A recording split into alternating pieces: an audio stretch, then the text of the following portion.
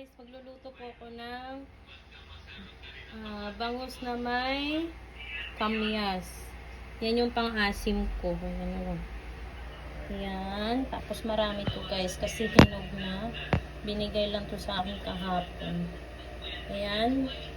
Bali hinulog ko na yung iba para kumano na yung katas.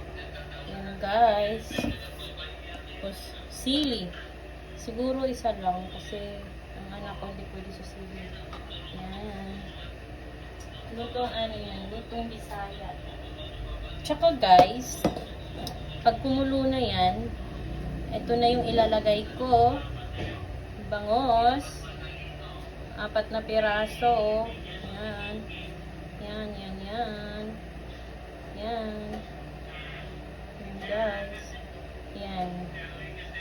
Bangus sa kamyas na sinigang. Yan. Masarap yan guys. Tapos, yan. Nilagyan ko na yan siya ng asin. So, I put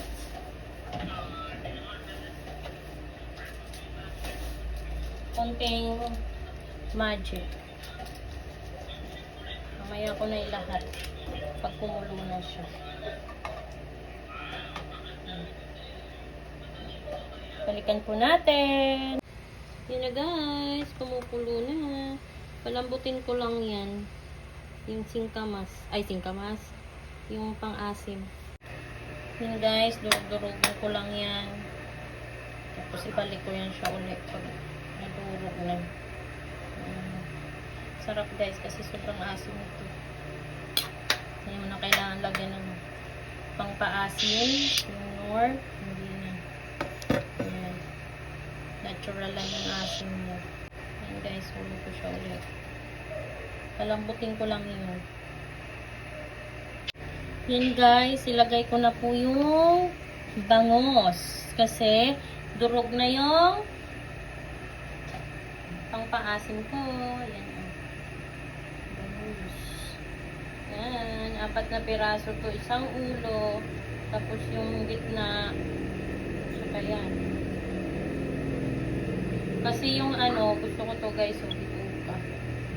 Yan. One piece. Yan na guys. Ito na siya. Halo-halo na lang. Yan lang yan guys. Wala na ibang pang-paasim dyan. Nilagyan ko lang yan ng luya, kamatis, sibuyas. Tapos